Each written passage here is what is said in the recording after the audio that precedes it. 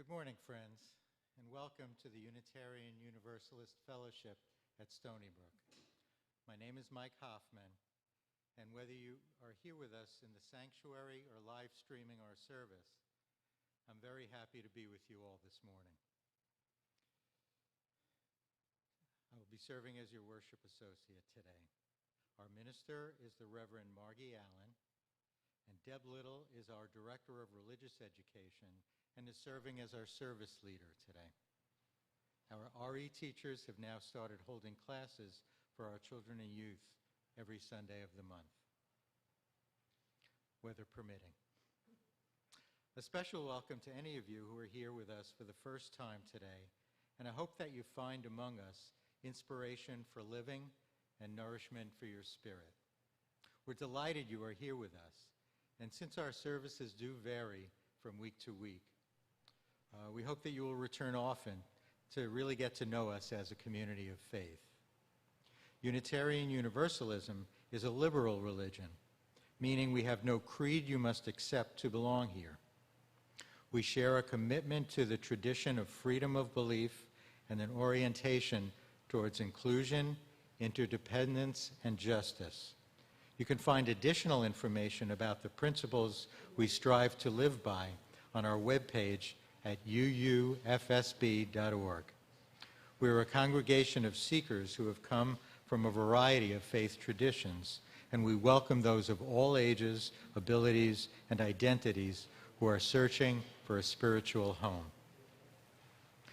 To help ensure all of us here in our sanctuary are safe, please keep your masks on inside. Only those of us speaking from the pulpit are unmasked when speaking. Today, all our music and hymns are pre-recorded, giving our musicians and singers a Thanksgiving break. Those in our sanctuary are asked to hum along rather than sing along with the hymns. For those of you at home, please sing out loud and clear as your spirit moves you. Those who are here in person, please stay for our social time following the service, a time of meeting and greeting each other. Snacks and conversation are out on the side deck, or will be. Talk and snack outside, or with or without masks as you are comfortable. Those of you who are live streaming, you'll find the link to today's order of service and the words to the hymns in the YouTube chat, in last week's news feed, as well as on our website. After the service, please leave YouTube and go to our webpage or news feed to click on the Zoom link for small group chats to meet and connect with others and discuss the service or whatever comes up. I'd like to mention our Guest at Your Table boxes. Guest at Your Table is a Unitarian Universalist Service Committee annual intergenerational program to raise support for and awareness about key human rights issues. This year's theme is Now is the Time for Courageous Change. It sure is. The UUFSB works in more than 20 countries with over 50 grassroots partners. Thousands of individuals are involved in and benefit from the work that our members make possible. The program is an opportunity to celebrate partnership and support human rights. And each November, UUFSB distributes the Guest at Your Table donation boxes. They look like this. They're distributed during service and RE gatherings in November. You may have, if you have your box from last year, that's great. If not, we have a number of boxes out on the table in the foyer. Please feel free to take one on your way out. There are several ways to donate. You can bring your box filled with loose change and bills to the fellowship any Sunday through December 19th. Be sure to write your name and address on the side of the box. You can also bring the box to the UUFSB office any weekday between 11 and 4. Call the office, though, to make sure that Susan is available. If you choose to donate by check, please make it payable to UUFSB and note GAYT, guest at your table, and mail it to the UUFSB office by Friday, December 19th, or you can put it in the collection plate on a Sunday. Susan will make sure that your donation is received by UUSC and credited to you. You can also donate directly, if you prefer, to the UUSC by credit card. You can go to their website at donateuusc.org/UU and the donation will be applied to your name and credited by UUFSB. For those online, the link will be in the chat box. If you donate at least $40, you will automatically become a member of the UUSC and you'll receive their mailings. Donations of $150 or more are eligible to be matched by the UU congregation at Shelter Rock in Manhasset, and all donations will be gratefully accepted. The congregation at UU Fellowship at Stony Brook honors the indigenous people whose traditional and ancestral land included the acres we claim as ours today. We recognize the Sitalkat people from whom this territory was stolen incrementally through grossly inequitable, opaque, and duplicitous exchanges between 1655 and 1662. The descendants live on today as the Sitalkat Nation. Among them are neighbors residing in Setauket Bethel Christian Avenue, Laurel Hill Historic District. We acknowledge the ancestors and survivors of this place and realize that we are here because of the sacrifices forced upon them. We honor their legacy, their lives, and their descendants who carry on tribal traditions for the present. Now, I invite you to open your heart, body, and mind to the present moment and join us as we enter sacred time and space together with the sound of our bell as we begin our worship together. Please remain silent until the sound of the bell can no longer be heard.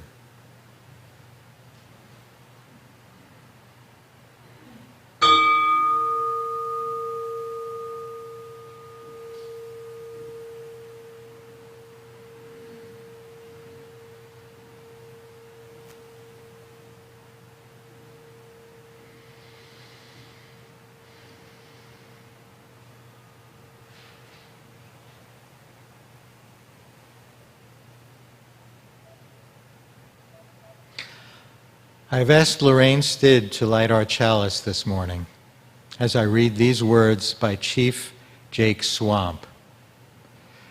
Chief Swamp was a leader of the Mohawk Wolf Clan, as well as a diplomat, author, teacher, and chief. This is from his blessing, Giving Thanks. To be a human being is an honor, and we offer thanksgiving for all the gifts of life. Now, before we hear our opening music, I wanted to share some information about the performer and the flutes. Jay Loomis is a composer, performer, and graduate student in ethnomusicology at Brown University. He grew up in Wisconsin near Native American lands. In a newspaper article, he was quoted as follows: "I was only a few hours from the Menominee Tribe Reservation growing up in Wisconsin, and I never learned about their culture. It wasn't part of our curriculum, although it has existed for thousands of years. Learning to play the Native American instruments and teaching others about indigenous culture is my effort to compensate for that educational gap." Jay handcrafts and plays his indigenous flutes. He's traveled extensively to learn about, create, and lead workshops on flute making and the use of flutes by indigenous peoples. He is playing flutes that he made personally.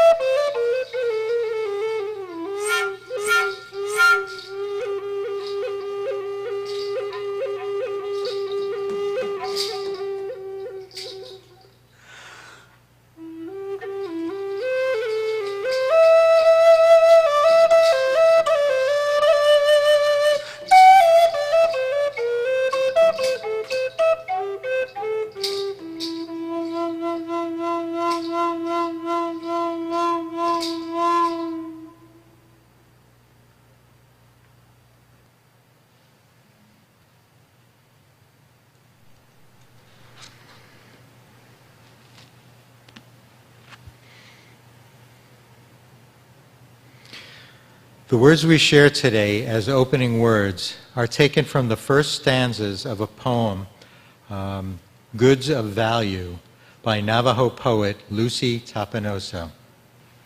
She was the first poet laureate of the Navajo people, appointed in 2013. The text includes both Navajo and English words, but in respect to their language, I will read the English only. Yes, those days are over. Our childhoods were immersed in the Navajo people's stories and songs that were conveyed with delight, reverence, or sometimes tears. Stories that are told and retold over the generations are always bound with comfort. When the grown-ups began talking, we paused our loud play and tussling and squeezed in at the table or settled on the floor nearby. Our visceral need and appreciation for stories took over. As we absorbed the rhythm, pauses, rises, and falls in their voices, something inside us urged us to remember, not to forget. We also knew the exact tone, that slight dip in tenor when we had to leave the room. It is said that a child's ears and mind are vulnerable. They would say, "We hold our children in much respect."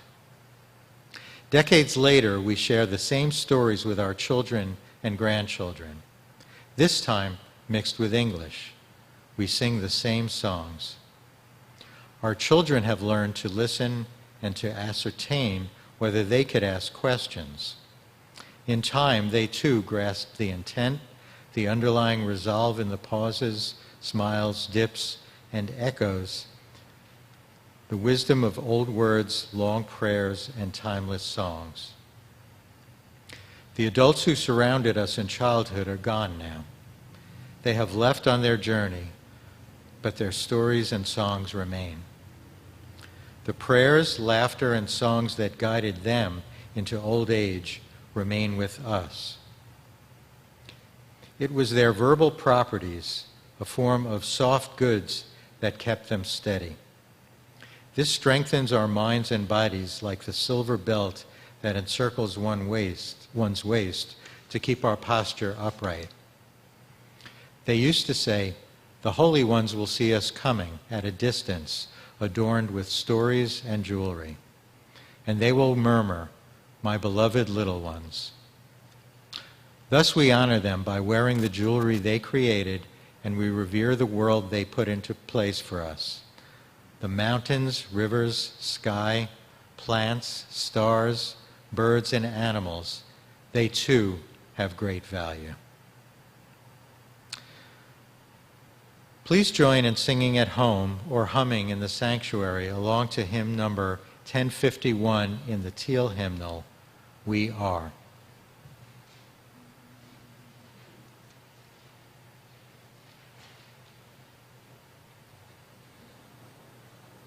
For each child that's born, a morning star rises and sings to the universe who we are. For each child that's born, a morning star rises and sings to the universe who we are. For each child that's born, a morning star rises and sings to the universe who we are. For each child that's born, a morning star rises and sings to the universe who we are. We are our grandmother's prayers, and we are our grandfather's dreamings. We are the breath of our ancestors. We are the Spirit of God. We are mothers of courage and fathers of time. We are daughters of past and the sons of great visions. We're sisters of mercy and brothers of love. We are lovers of life and the builders of nations. We're seekers of truth and keepers of faith. We are makers of peace and the wisdom of ages. We are our grandmother's prayers, and we are our grandfather's dreamings. We are the breath of our ancestors. We are the Spirit of God. For each child that's born, a morning star rises and sings to the universe who we are. For each child that's born, a morning star rises and sings to the universe who we are. For each child that's born, a morning star rises and sings to the universe who we are. For each child that's born, a morning star rises and sings to the universe. Oh, we are one.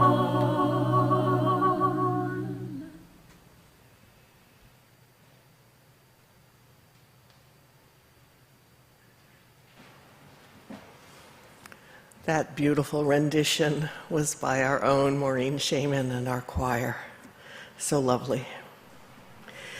At this time in our service, we invite you to enter into a period of meditation and reflection.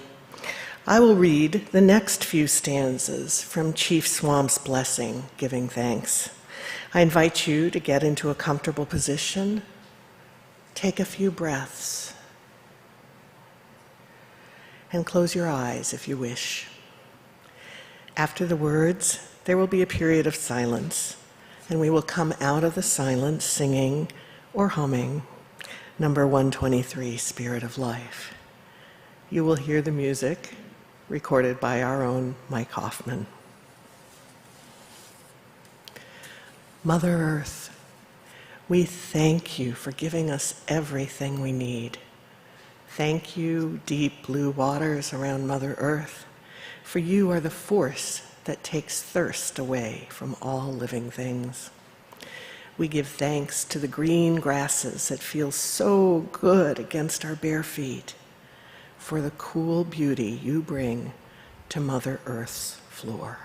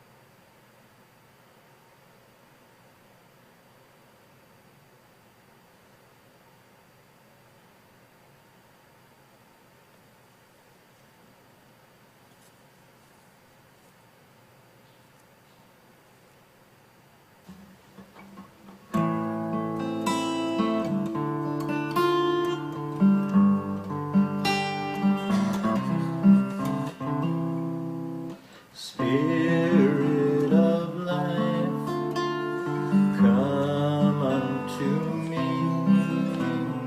Sing in my heart all the stirrings of compassion. Blow in the wind, rise in the sea, move in the hand, giving life shape of justice. Roots hold me close, wings set me free. Spirit of life, come to me, come to me.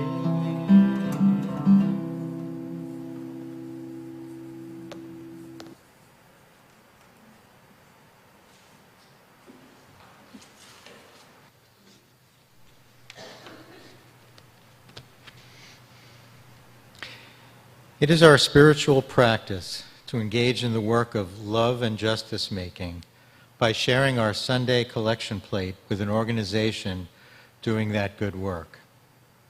Our shared plate recipient for the month of November is Planned Parenthood Hudson Peconic. In these times when reproductive justice is being so strongly challenged, Planned Parenthood Hudson Peconic, which also serves Suffolk County, continues to provide much-needed healthcare services such as birth control, STI testing, prenatal care, and gender-affirming hormone care. They offer reproductive health education that is comprehensive, medically accurate, and age-appropriate. In giving to Planned Parenthood, we support their good work in our local communities.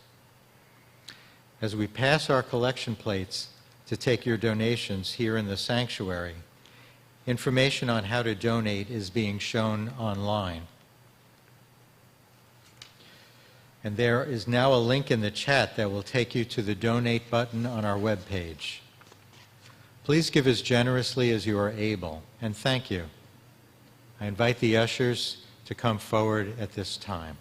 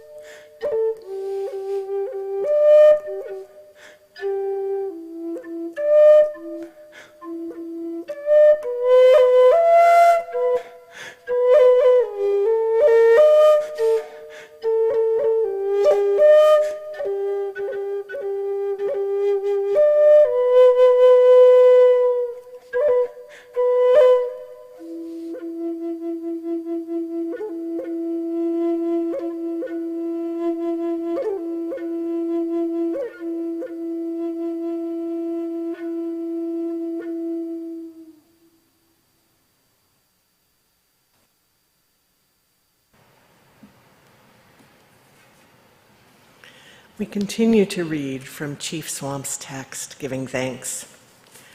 Thank you, good foods from Mother Earth, our life sustainers, for making us happy when we are hungry. Fruits and berries, we thank you for your color and sweetness. We are all thankful to good medicine herbs for healing us when we are sick. Thank you, all the animals in the world, for keeping our precious forests clean. All the trees in the world, We are thankful for the shade and warmth you give us. Thank you, all the birds in the world, for singing your beautiful songs for all to enjoy. We give thanks to you, gentle four winds, for bringing clean air for us to breathe from four directions. Thank you, grandfather thunder beings, for bringing rains to help all living things grow. Elder brother sun, we send thanks for shining your light and warming Mother Earth. Thank you, grandmother moon, for growing full every month to light the darkness for children and sparkling waters. We give thanks, twinkling stars, for making the night sky so beautiful and for sprinkling morning dewdrops on the plants.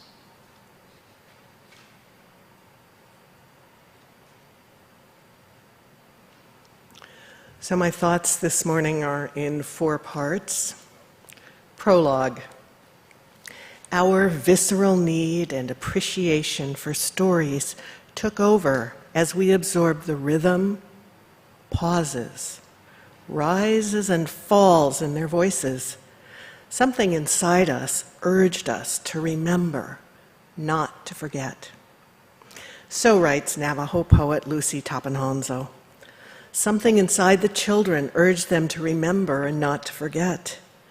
But what do we do when the stories we have learned and passed down are based on myths? This is the question of Thanksgiving. Thanksgiving is the most popular of all holidays in this country. It's the biggest travel time, the most important family gathering, a holiday for everyone, regardless of religion, a holiday for all Americans, or so we're told. The youngest children are taught the story of the happy pilgrims sitting down with the happy Indians to share a feast in gratitude for a good harvest. Often we don't even remember the name of the Native Americans, but we all remember that the Pilgrims came from England and formed a community in Plymouth, Massachusetts. Now, Thanksgiving stories are in a period of revision today. Yet, last night when I did a quick Google search of Thanksgiving stories for preschoolers, I was presented with a list of links to the traditional myths. But our children are able to hear and consider more nuanced stories. Chapter 1, Thanksgiving for the Littles. That's what Michelle Maggio calls our youngest ones. Our littlest ones need honesty, but not the whole truth. We should not tell them tales about a mythic first Thanksgiving meal shared by the Puritans and the Wampanoag. There was a meal, but the reality is much more complicated, and the story did not even become part of our national myth until the Civil War. So what can we share? If a little one asks why we celebrate Thanksgiving, we can simply say to give thanks for everything we have. Or we can tell them a story like this. About 400 years ago, people from England and other countries in Europe began to explore and to live in North and South America. Some of them wanted to find a place where they could practice their religion freely. So some English people got on a boat called the Mayflower and traveled across the ocean to a new land. That took courage, right? They traveled to a place that they didn't know anything about, and they didn't know what they would find. They landed on the shores of what we now call Massachusetts in December 1620. They found a place called Patuxet that had been an Indian village. The name of the Indian tribe was Wampanoag. The Wampanoag have lived on this land for 12,000 years. And they still live on some Wampanoag land in Massachusetts and in other places. The Wampanoag were farmers, fishers, hunters. In the spring and summer, they lived in villages like Patuxet near the ocean. They grew things like corn, beans, and squash. They caught fish. They gathered wild vegetables, nuts, and fruits, which they sometimes traded to other groups. In winter, they moved away from the shore, inland, and hunted wild animals like deer. In 1615, 5 years before the Pilgrims landed, there were 69 villages in the Wampanoag lands, and each village was headed by a leader called a sachem. So, back to our story, the Puritans found the village. Since it was empty, they started to build their homes and their church on that land. But your little one might want to know, why was the village empty? Well, explorers had been traveling to this country for several years, and sometimes they brought diseases with them, not on purpose, but because they left Europe with germs and became sick along the way. But the Native Americans had never had these illnesses, and they couldn't fight them. We know about this today, right? We've been living in a pandemic, and lots of people got very sick because this was a new disease to us. The same thing happened to the Wampanoag, although the disease was different from COVID. So all of the people in the village of Patuxet had died from this disease, and that's why the village was empty. The Puritans settled there. Their first winter was so hard. It was cold, they didn't have much food, they couldn't plant, and many people died. Now the Wampanoags watched them from nearby for several months.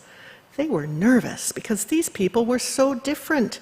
They spoke a different language, they lived in different kinds of houses, and they looked like other strangers who had come to the Wampanoag land and stolen Wampanoag food.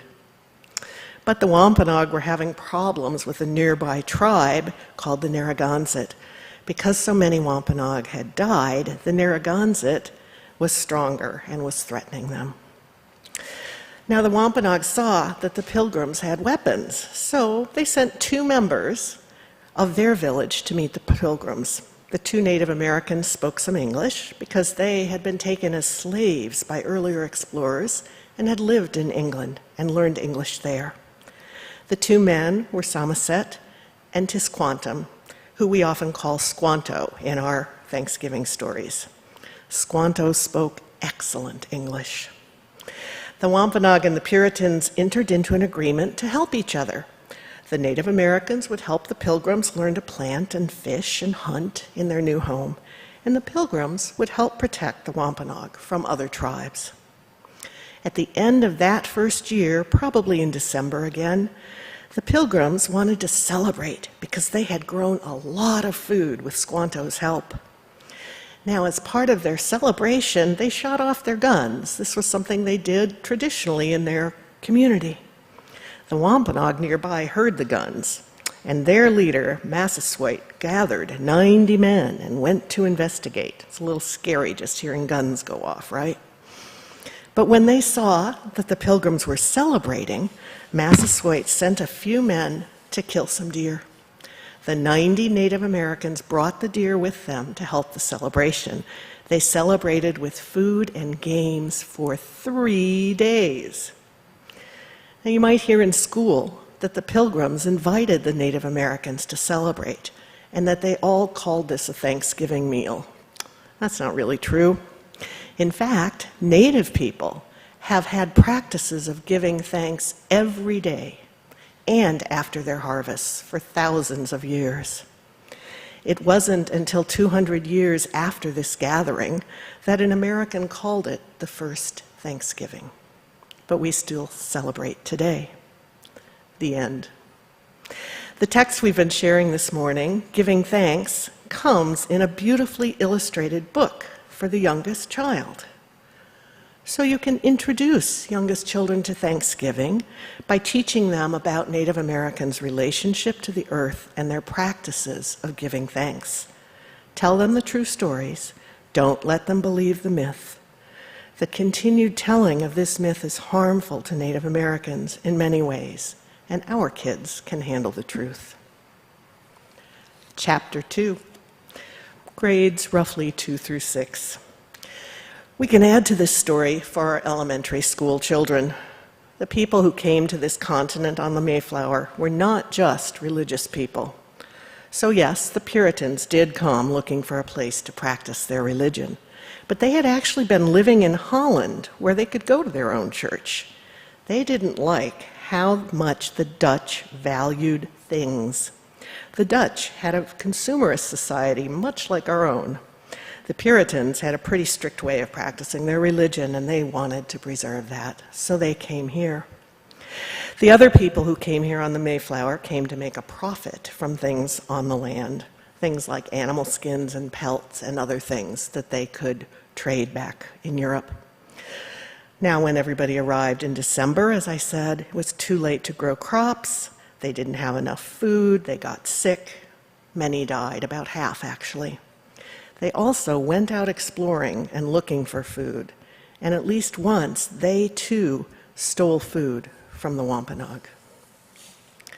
So we understand why the Wampanoag took their time evaluating their new neighbors. When the Pilgrims started living in Plymouth, they found lots of bones.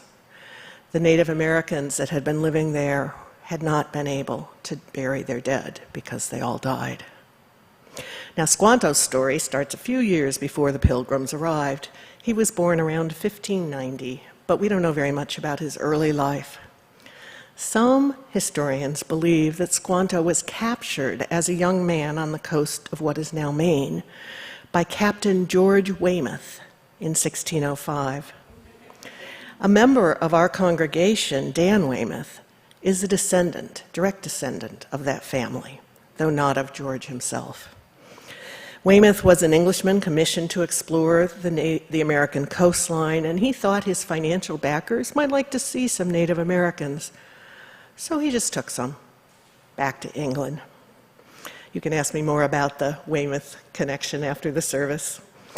It's said by some that Squantum was captured and brought to England, and whether or not that's true, he was back in North America by 1614, watching another English explorer named Thomas Hunt arrive on the shore. Hunt came to trade, but he also tricked the Wampanoag.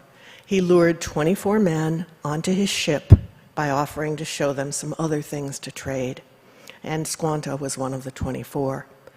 Hunt locked them up below deck, sailed for Spain, and sold all of them into slavery in Spain.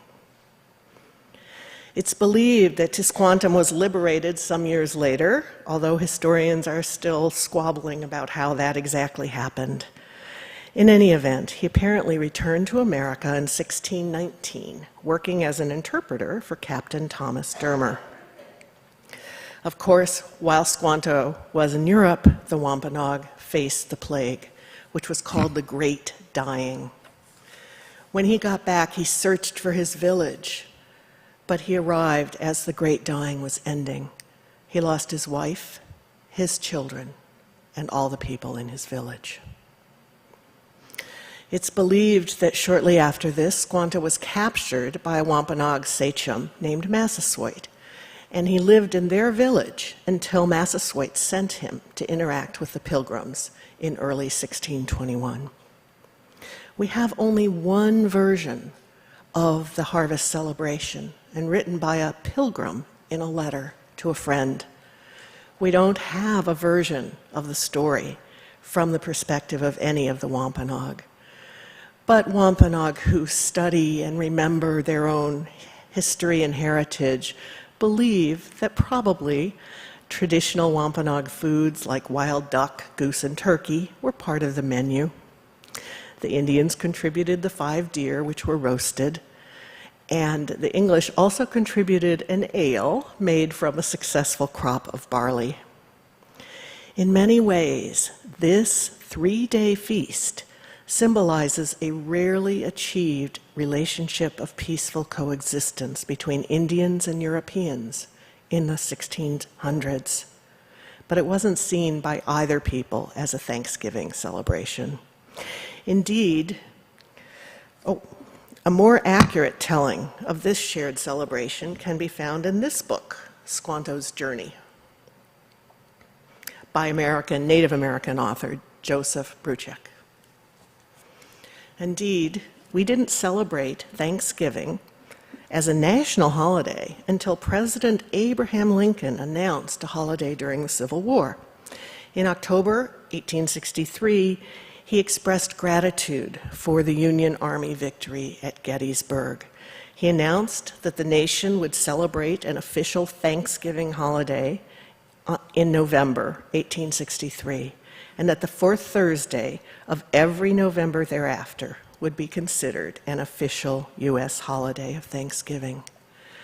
The myth about the interaction between the Wampanoag and the Pilgrims arose after that. Chapter 3, Thanksgiving for Junior and Senior High. What might we add to the story for our youth? I think our youth need to know that Thanksgiving has many meanings and responses, and that Native Americans vary in whether and how they celebrate this national holiday. Some participate in a traditional harvest celebration with their tribe. Some celebrate with friends and families, as many of us do. And some participate in a national day of mourning. This ceremony began in 1972 when a teacher named Frank James, who was then the leader of the Wampanoag, was invited to give a speech in Plymouth in honor of the 350th anniversary of the first Thanksgiving. However, they asked to see his speech before he delivered it, and then they refused to let him give his speech, because in it he described the welcome and help of the Wampanoag, which was followed by a history of theft and colonization by the Pilgrims and Europeans. So after his rejection, Mr. James led a group of Wampanoag to recognize Thanksgiving as a national day of mourning. Now, this day is recognized by some Native peoples each year. In fact, you can find things about it on the website of the Shinnecock.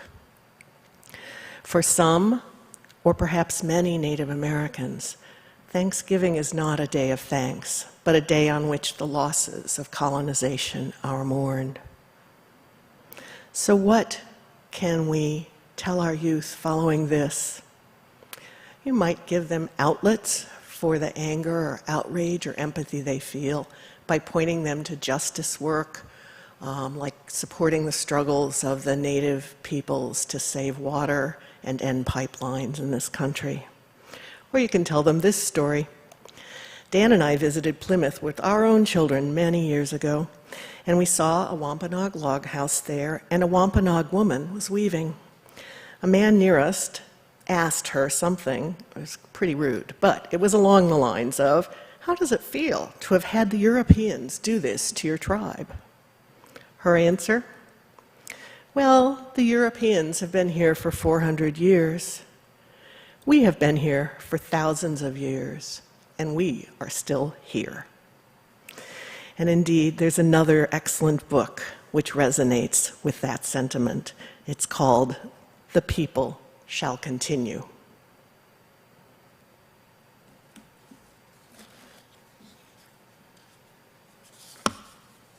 Historian James Loewen wrote the following in his article, Plagues and Pilgrims, The Truth About the First Thanksgiving.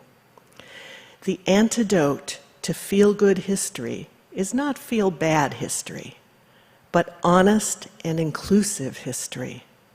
Let us all strive to teach honest and inclusive history. Amen.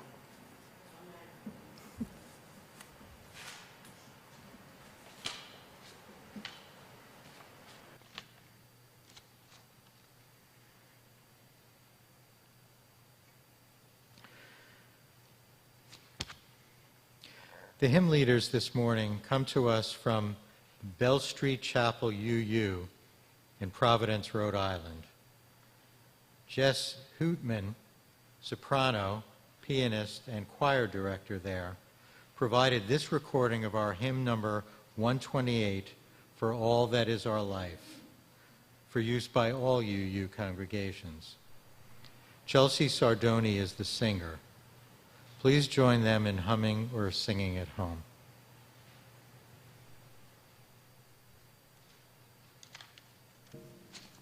For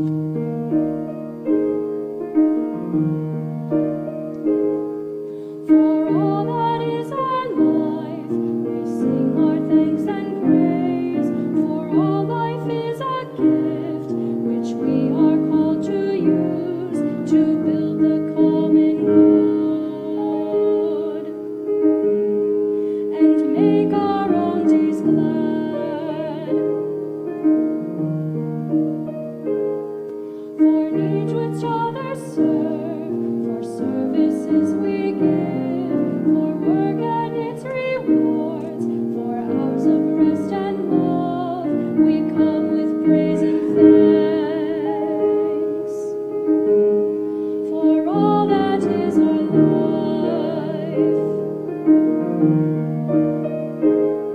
For sorrow we must bear, for failures, pain, and loss, for each new thing we learn, for fearful hours that pass, we come with praise and thanks.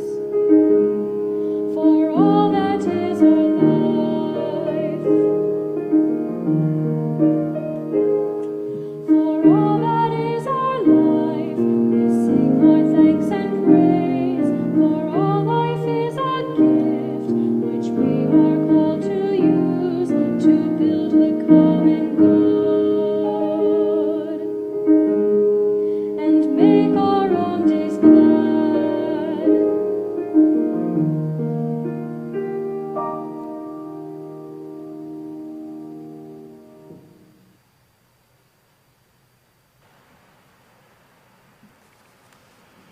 Our closing words are another stanza from the poem Goods of Value by Lucy Tapanhanzo. Like our elders, our hope is that the young ones become persons of virtue, a man who helps when a stranger's car stalls, the one who offers the exact words of comfort when needed, gives a soft hug, or holds your hand in silence. The one who cooks for the grief-stricken when the hours become a blur and exhaustion hovers at the doorway, and the sense of stew, just-baked bread, and coffee linger. Or the person who turns an ordinary day into a jovial gathering, complete with good stories and tasty dishes. The house again fills with outbursts of delight when relatives arise. So may this holiday be for all.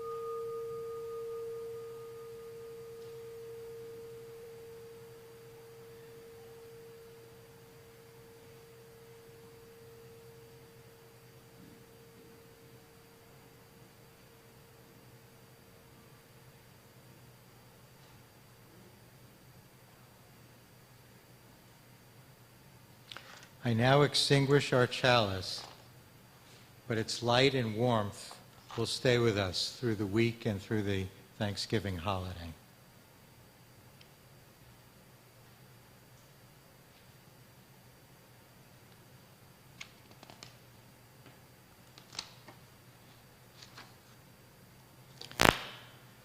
These words of benediction come from the final stanzas of Chief Jake Swamp's Giving Thanks. Spirit protectors of our past and present, we thank you for showing us ways to live in peace and harmony with one another. And most of all, thank you, Great Spirit, for giving us all these wonderful gifts so we will be happy and healthy every day and every night. Go in peace.